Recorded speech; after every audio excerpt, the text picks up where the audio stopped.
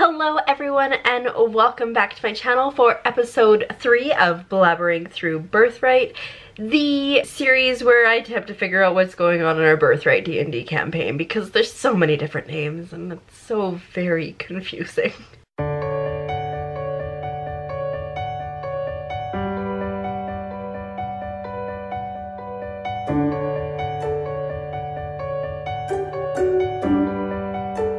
So for this session, there were floor players at the table: Jan, Brindis the Queen, Valkyrie, and my character Roz. If you remember, at the end of the last session, we maybe killed a priest from the Eric of Abbey.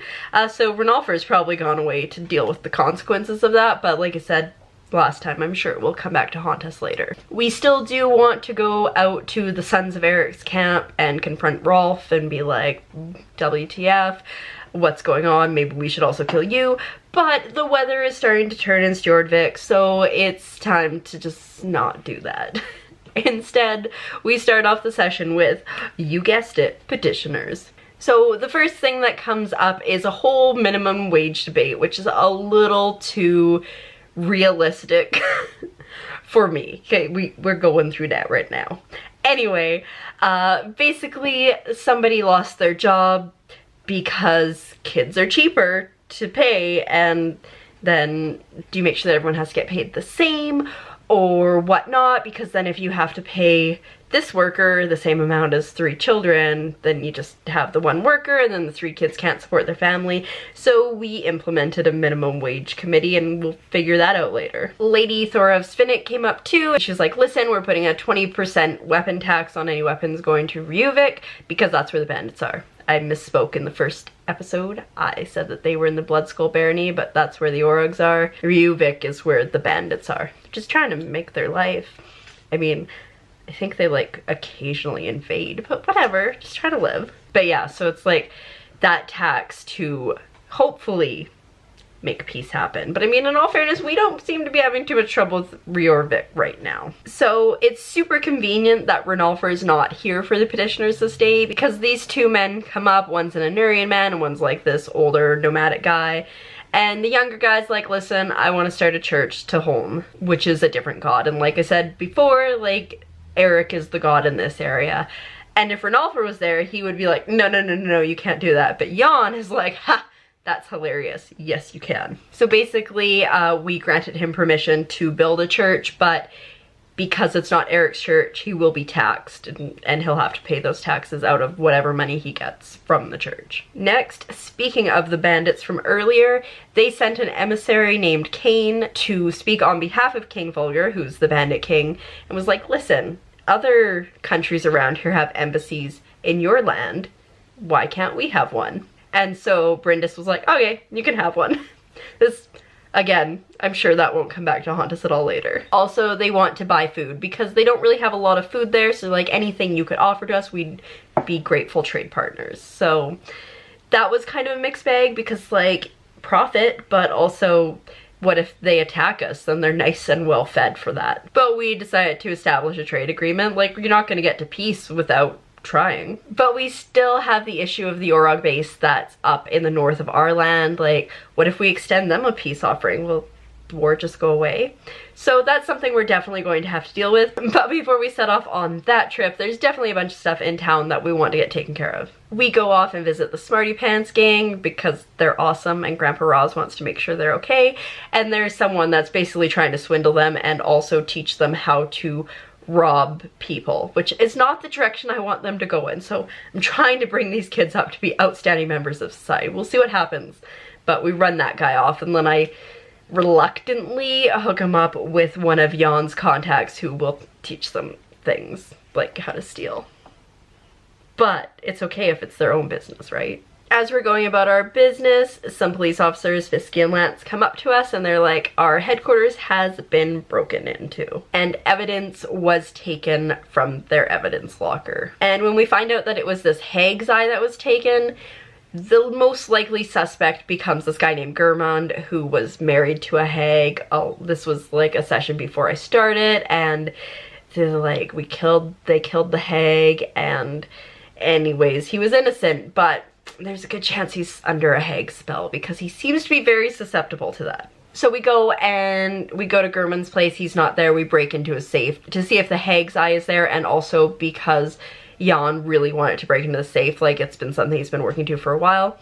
And it's already been broken into by some guy named Gavin who left a calling card, so all that preparation for nothing. Last time this happened with German and there was a hag, he was up at the front gates, so we head towards the front gates to see if maybe they're there, and sure enough, the storm is rising, but as soon as we get out of the gates, we see the hag killing herself laughing as she's getting German to tie a rope around a tree. We know where that's going. This battle's a pretty quick one. Roz basically entertains himself, or busies himself, I guess, by making sure that the rope doesn't work, like wreck the rope. Okay, the rope got retied. Destroy the chair. Now German can't do anything to hurt himself. Meanwhile, Jan destroyed the hag's eye, which the hag had, and that super killed her with some psychic damage. So we felt pretty good that this was dealt with, and then the next day, Asa, the huntress, the bounty hunter, that is Valkyrie's arch enemy, comes up and says, listen, there's another bounty hunter in town, and he is giving us a bad name. Because what he's doing is kind of what we do, but he'll take a bounty and then he'll decide if he wants to fulfill the bounty or kill the person who gave him the bounty. And she figures that the only way to solve this is to take out a bounty on one of them, and then that way, if he turns on them, it's one bounty hunter, if he still tries to kill the bounty person, then, you know, he will get dead. At about this point, we are starting to prepare to leave the city. Valkyrie agrees to the bounty. Asa puts it on her, and she's like, but I'm leaving the city, so this might take a while, but who knows, maybe this guy will follow him. His name's Judge something. I can't remember. Not Judge Dredd. That's for sure. But as we're preparing to leave the city, there's tons of no meat signs up around the city because apparently the meat supply has stopped or something. We don't actually investigate that. The only thing that happens is Jan is like, oh, my fur trader's up north. I'll just get them to send meat to the city and then I'll make a profit. Which, I mean, true, but also maybe we should have figured out what was going on there. And the last thing we do before we leave the city is we find out that the warehouse where the Smarty Pants gang is living is up for sale, and so Valkyrie buys that. So now we don't have to worry about the kids getting displaced, and it gives us like our own property. I mean, we live in a castle, but what if something goes terribly wrong? So we have a few things that we want to do outside of Halling Holm.